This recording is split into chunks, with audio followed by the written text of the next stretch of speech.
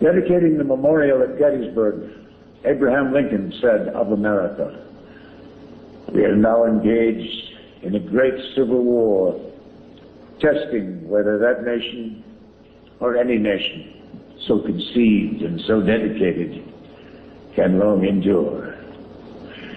Those words are true again. I believe that we are again engaged in a great civil war, a cultural war. It's about to hijack your birthright, to think and say what lives in your heart. I fear you no longer trust the pulsing lifeblood of liberty inside you, the stuff that made this country rise from wilderness into the miracle that it is. Let me back up a little. About a year or two ago, I became president of the National Rifle Association, which protects the right to keep and bear arms of American citizens. I ran for office, I was elected, and now I serve.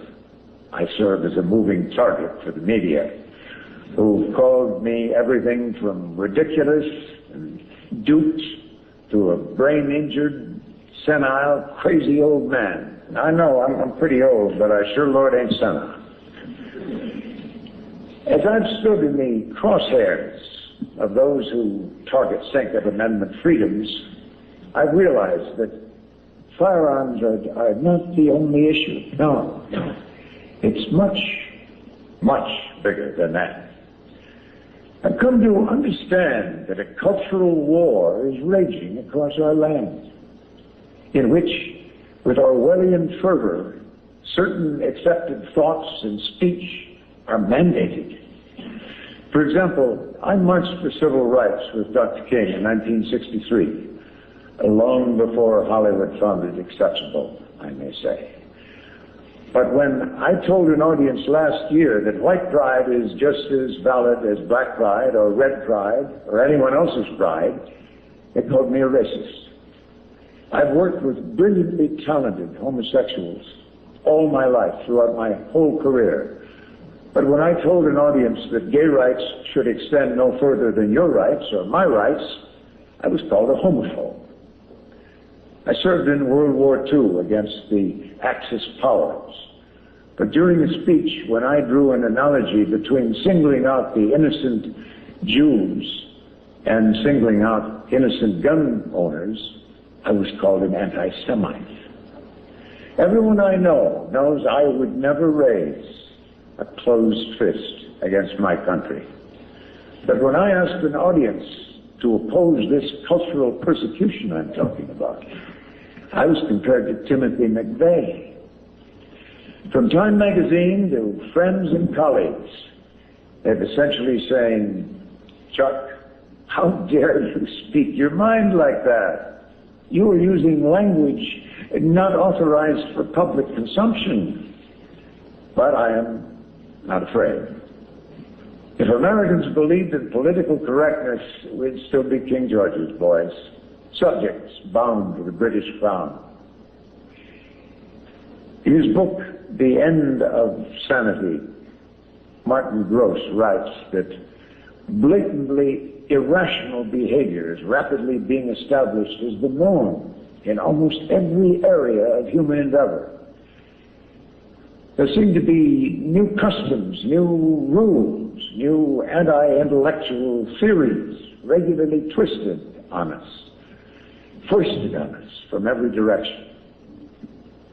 Underneath, the nation is roiling.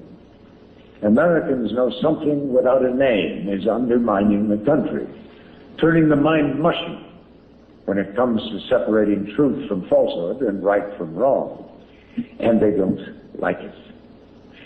Let me read you a few examples. At Antioch College in Ohio, young men speaking and seeking intimacy with a co-ed must get verbal permission at each step of the process, from kissing to petting to finally, at last, copulation, all clearly spelled out in a printed college directive.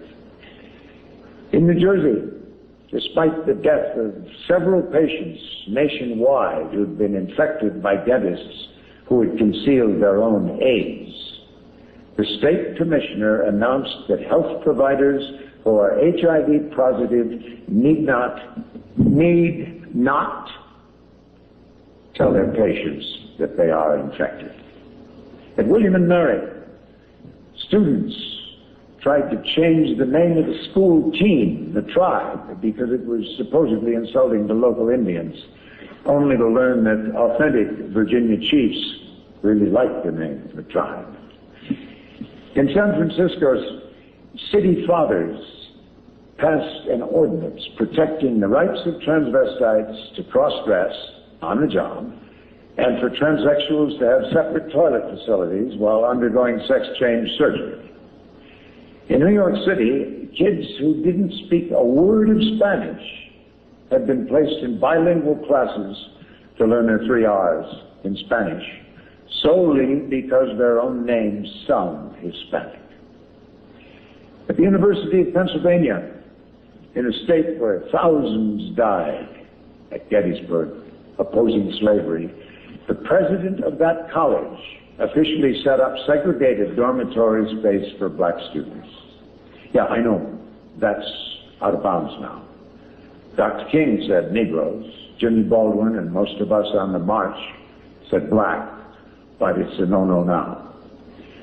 For me, hyphenated identities are awkward, particularly Native American. I'm a Native American, for God's sake. I also happen to be a blood-initiated brother of the Minneconjou Sioux. On my wife's side, my grandson's a 12th generation Native American, with the capital letter on American.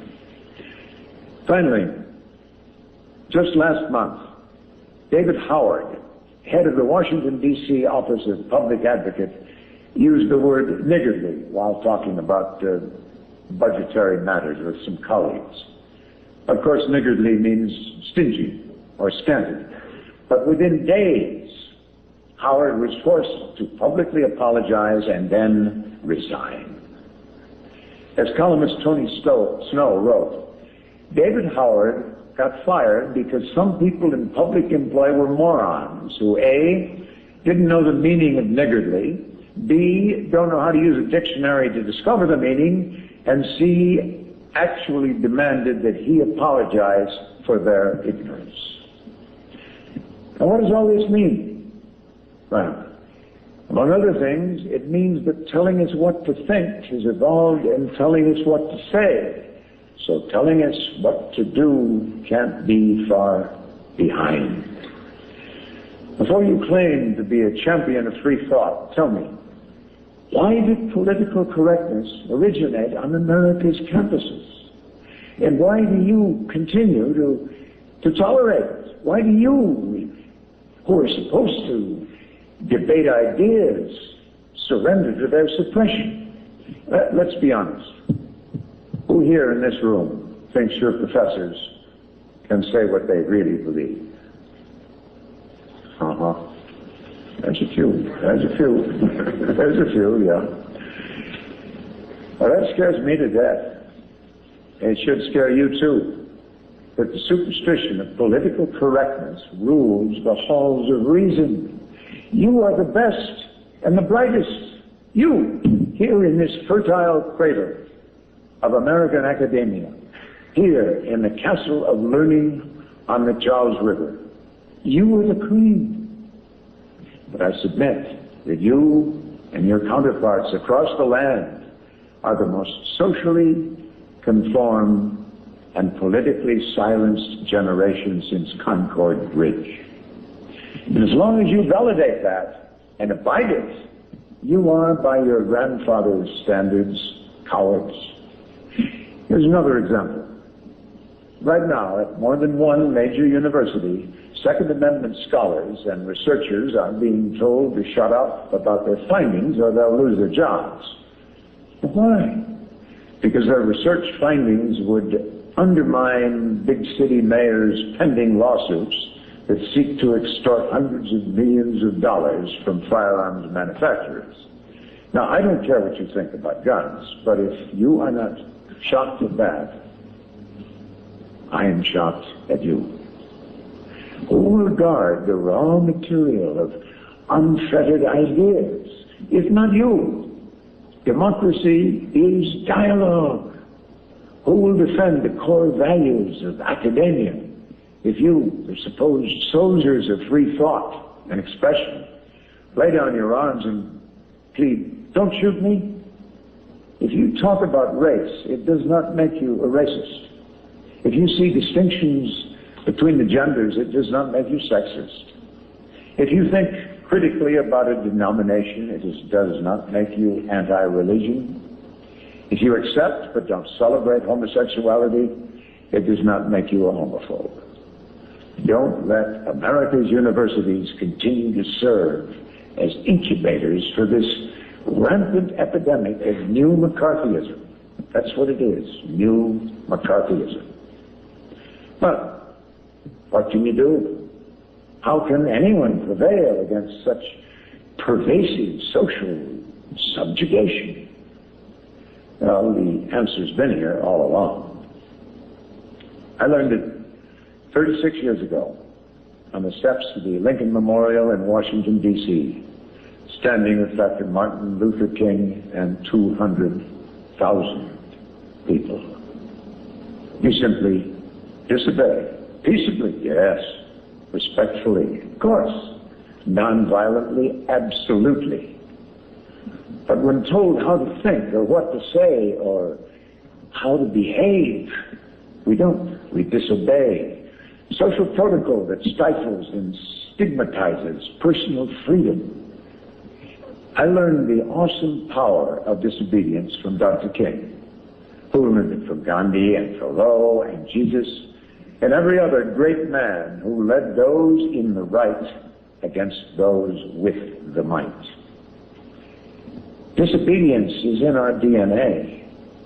We feel innate kinship with that disobedient spirit that tossed tea into Boston Harbor, that sent Thoreau to jail, that refused to sit in the back of the bus, that protested the war in Vietnam. In that same spirit, I'm asking you to disavow cultural correctness with massive disobedience of rogue authority, social directives, and onerous laws that weaken personal freedom. But be careful. It hurts. Disobedience demands that you put yourself at risk. Dr. King stood in lots of balconies. You must be willing to be humiliated, to endure the modern-day equivalent of the police dogs in Montgomery and the water cannons at Selma. You must be willing to experience discomfort. Now, I'm not complaining, but my own decades of social activism has left their mark on me. Let me tell you a story. A few years ago, I heard about a rapper named Ice-T who was selling a CD called Cop Killer, celebrating the ambushing and murdering of police officers. It was being marketed by none other than Time Warner, the biggest entertainment conglomerate in the country, in the world. Police across the country were outraged, and rightfully so. At least one of them had been murdered. But Time Warner was stonewalling because the CD was a cash cow for them, and the media were tiptoeing around because the rapper was black. I heard Time Warner had a stockholders meeting scheduled in Beverly Hills. I owned some shares of Time Warner at the time, so I decided to attend the meeting. What I did was against the advice of my family and my colleagues. I asked for the floor. To a hushed room of 1,000 average American stockholders, I simply read the full lyrics of Cop Killer, every vicious, vulgar, instructional word. I got my 12-gauge sawed off. I got my headlights turned off. I'm about to bust some shots off. I'm about to dust some cops off.